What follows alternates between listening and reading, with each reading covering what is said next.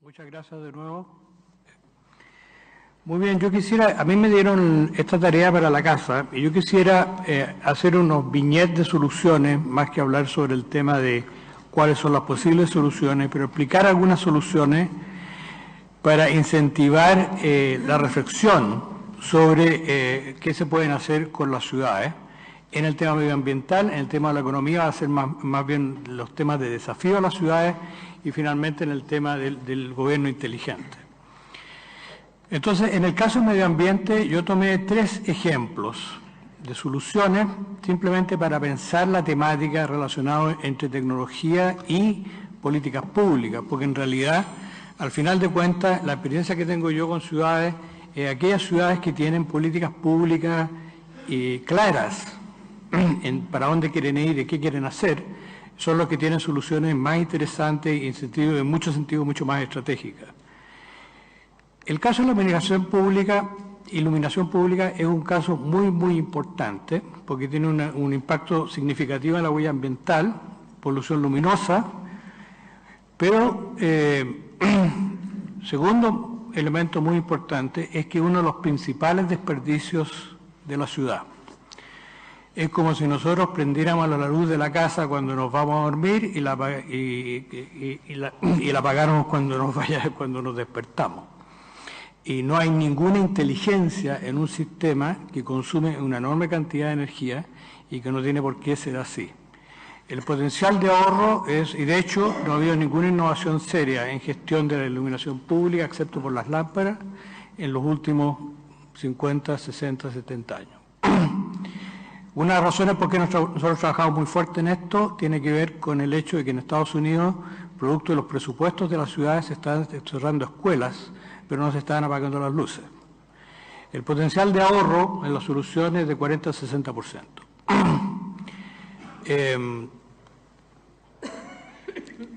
Lo crítico en este tipo de soluciones, y tú dices, bueno, ¿cuál es la definición de la ciudad inteligente? Un aspecto importante de la ciudad inteligente es una ciudad que utiliza sensores y que utiliza tecnología de máquina a máquina, y una de las la principal nueva infraestructura de la ciudad en el siglo XXI es el desarrollo de una red inalámbrica segura para poder captar todos los sensores que va a tener y que tiene ya la ciudad. Y eso nosotros lo que hemos hecho en San Francisco, interoperabilidad entre luminarias, medidores eléctricos, estaciones de carga de vehículos eléctricos, semáforos y sistemas de gestión de tráfico, utilizando esta red segura e inalámbrica para captar los sensores, digamos, de todos los tipos de actividades. Y esto es una red que funciona para todos los tipos de sensores. Entonces no es una red solamente para la policía, o solamente para las eléctricas, o solamente para el agua potable, sino que para todos. Y yo no voy a entrar, pues no hay tiempo para entrar en los casos. Yo simplemente quiero decir que este es un ejemplo de un ahorro del 33% total en energía y se refiere a la primera aplicación. Ahora esto se va a optimizar y se va a poder llegar, en este caso específico de la luminaria callejera, hasta un ahorro del 80% en electricidad. Este es un caso interesante a reflexionar en los slides. Cuando los tengan van a ver muchos más filminas, digamos, que dan el caso más en detalle. Y lo importante de esto es que con ese tipo de ahorro es posible crear modelos de inversión público-privado mucho más interesantes, ya que hacer este tipo de inversiones son importantes. San Francisco no es una ciudad grande, una ciudad de 750.000 habitantes, y yo no tenía necesidad de aprender esto, pero aprendí que tenía 18.000 postes de luz. Y hay otros beneficios para la ciudad muy importantes. El impacto de esta cuestión, y una de las razones por qué nosotros, junto con la ciudad, sugerimos que hacer esta red, porque la red se amortiza simplemente utilizándola para trabajar con los sensores de las luminarias. El segundo ejemplo es estacionamiento. Estacionamiento es un problema muy importante de la movilidad. Yo voy a hacer un comentario a lo que dijo la subsecretaria de Transporte, en el sentido de que no puede haber una política de transporte en serio si no hay una política de estacionamientos también. Y en el caso de Chile no es el caso. Y no es el caso porque la potestad de la política de transporte está en el Ministerio, la potestad del estacionamiento está en la municipalidad, y estos no necesariamente hablan entre ellos. Y además la política de estacionamiento en Chile, no hay relación entre el precio subterráneo con el precio de la calle, etcétera, etcétera. Entonces nosotros tenemos situaciones que no tienen nada que ver en realidad con que haya alcaldes mayores o no, pero que tiene que ver con el tema de que haya una fragmentación enorme de las políticas públicas. ¿Y por qué el estacionamiento es importante en el transporte? Porque es una forma de tarificación de la calle. Y el ejemplo de ponerle un costo a la calle, un costo al uso del vehículo, el ejemplo que no voy a relatar en detalle, lo pueden encontrar en ese sitio web, que en el caso de San Francisco de nuevo, pero esto es verdad para todas las ciudades, el 20% del tráfico de la ciudad tiene que ver con gente buscando estacionamiento. Entonces, esta solución busca mostrarle al ciudadano lo más rápidamente posible dónde se puede estacionar, pero además tiene un truco interesante, que es único en el mundo, entre paréntesis, que como está basado sobre sensores, permite hacer dinámicamente el cambio de precios de los estacionamientos en la medida que se empieza a llenar la ciudad. Y mientras más escaso el recurso de estacionamiento, más caro el estacionamiento. Y las curvas demuestran que a un punto del precio simplemente comienza a bajar el tráfico y la gente se va al transporte público. Lo menciono porque una política de movilidad tiene no solamente el tráfico, sino que el estacionamiento, y el tercer componente, entre paréntesis, que no voy a mostrar aquí, pero es el taxi. El 50% de los taxis típicamente en una ciudad van vacíos y crean una cantidad, el 50% del tiempo van vacíos. Y queda un problema de movilidad, de tráfico importante, de polución importante, y aquí también hay soluciones mucho más amigables para el ciudadano, mucho más amigables para el medio ambiente, utilizando tecnología de la información. Y la última área que quería ilustrar en el caso del medio ambiente, el reciclaje y el manejo de residuos, y de nuevo con uso de sensores. En este caso específico, esta es una ciudad importante de América Latina que está en el proceso de implementación de este sistema, en que básicamente los contenedores tienen sensores que les permiten y que dicen si están llenos o no están llenos. Entonces, en vez de sacar la basura y del camión ir todos los jueves, todos los martes o todo lo que sea, digamos, va a donde está la basura.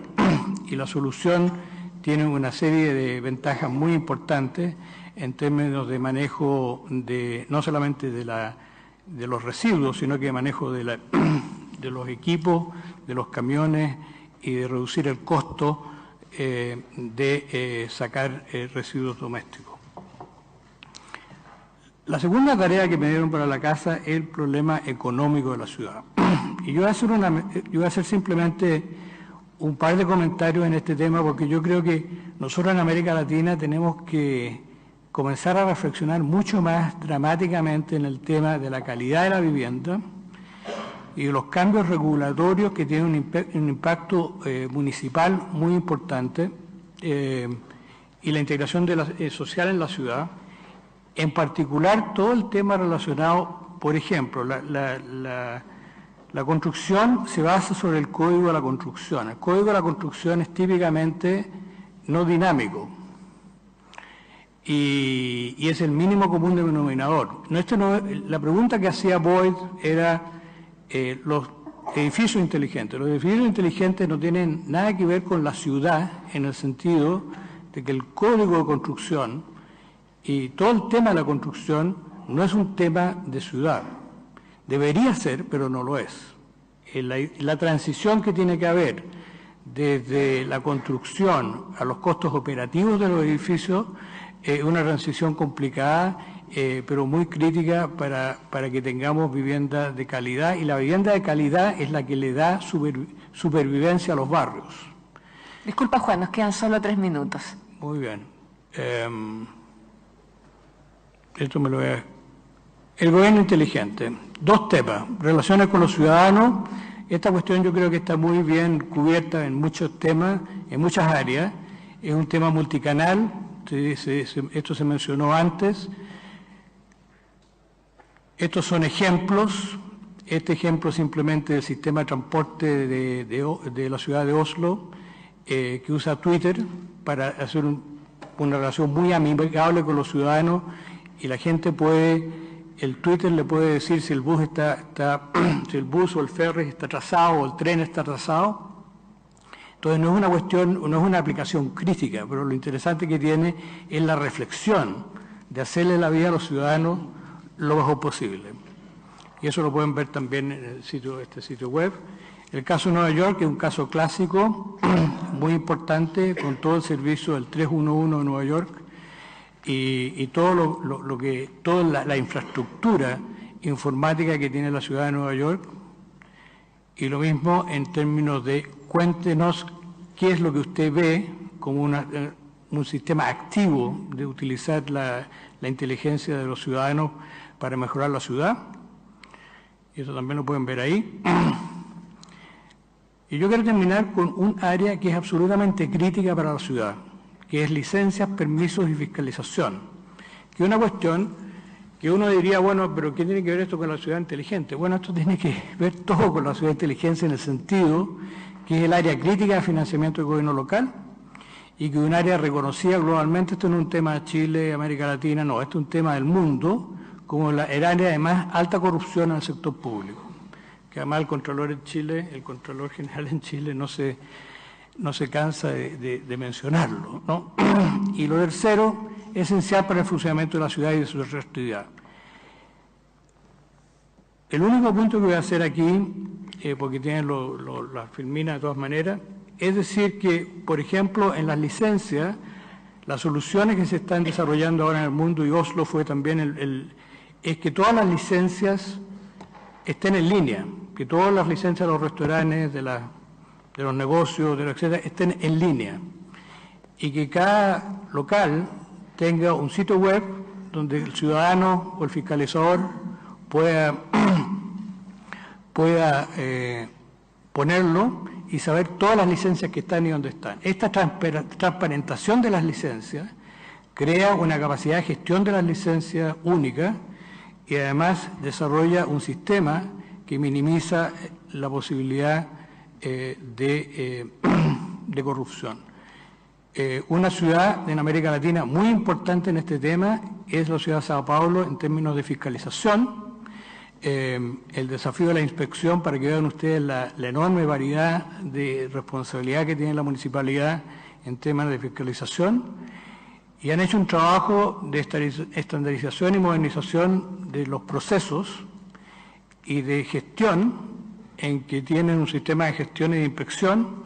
Y aquí el tema no es solamente el tablet, sino que todo el tema del back office necesario para que el sistema funcione de manera adecuada, y ha sido muy, muy exitoso en términos de impacto para la ciudad en todas las dimensiones que mencionaba. No solamente mayor recaudación, sino que también una caída brutal del grado de corrupción que se daba en esta área, porque este sistema no permite que el inspector solamente sabe lo que va a inspeccionar en la mañana, y como está con un GPS abierto, el tablet, se sabe dónde está el inspector. Y esto ayuda a todos los temas relacionados al gobierno local en términos de corrupción. Con eso termino y muchas gracias.